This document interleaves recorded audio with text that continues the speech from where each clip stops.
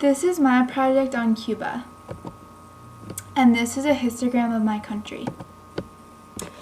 To start, Cuba is a largely state-controlled, centrally planned economy, which is overseen by the Cuban government, but there is significant foreign investment and businesses. And most of Cuba's wealth goes to the government, so the government officials are among the few rich people in Cuba, and they can afford to live in luxury while the other people can't. And Cuba's GDP PPP ranks 112 out of 228, which is significantly low. And Cuba has a socialist economy and a communist government, and it is still a relatively poor country, but it's working on fixing itself. The public healthcare system in Cuba covers all citizens, and private hospitals and doctors' practices and other private medical facilities don't exist, and instead all of the health-related facilities and services are run by the government. And universal vaccinations and other universal programs have gotten rid of diseases such as polio, tuberculosis, and chickenpox. And for decades, Cuba has been known to have a large staff of well-trained medical specialists. And ever since the Cuban Revolution in the 1950s, the education system has improved a lot. And similar to healthcare, the education is public and free for all citizens, and the literacy rate is at 99.8%. But before the revolution, the rural population did not have access to basic education, but now they do, and a large school network provides education to all corners of the island. But due to the communist government, private education is limited. And back to the histogram. In 1941, the Cuban government declared a war on Germany, Japan, and Italy. And as you can see looking at the histogram, in the ages 80 to 84, age bracket 85 to 89, and even 75 to 79, there is a lot less males than females due to war. And also in 1960 to 1970, Cuba experienced a major baby boom. As you can see here, there is a lot more people ages 45 to 49 and 40 to 44 than in any other category. And the reason why this baby boom might have happened was just because of an overall improvement in living conditions and improved medical facilities, and maybe even just greater optimism about the future, which caused the people to have more children. But this baby boom stopped in 1970, and today Cuba has a very low birth rate, which I'll talk about more in a bit.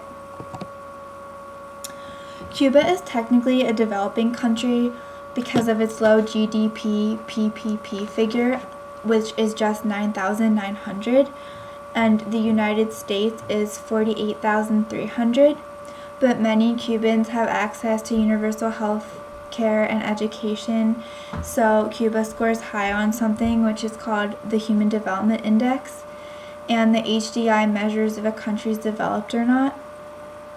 And the HDI looks at life expectancy, education, and the country's GDP, and Cuba's HDI is actually very close to one of a developed country, so one could argue that Cuba is really close to being developed, because it does rank high in numbers of medical personnel, and it has made significant contributions to world health, and it does have universal health care, and which is available throughout the island, and the infant and maternal mortality rates compare favorably to those of developed countries.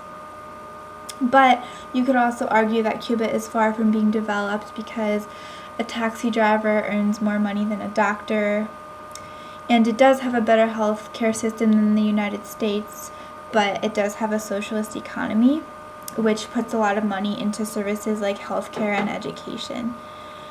But just looking at Cuba's GDP, it would have to double the size of its economy to become developed, and this could take many decades or it may never happen. But based on other factors such as healthcare, one could say that Cuba is really close to being developed. And back to the histogram.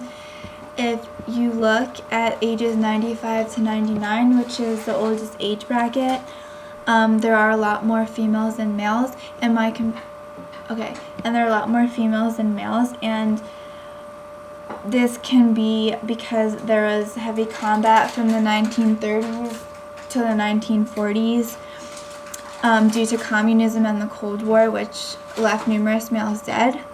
And also, women typically generally do outlive men by 5 to 10 years, which may also be why there is more women alive in this age bracket.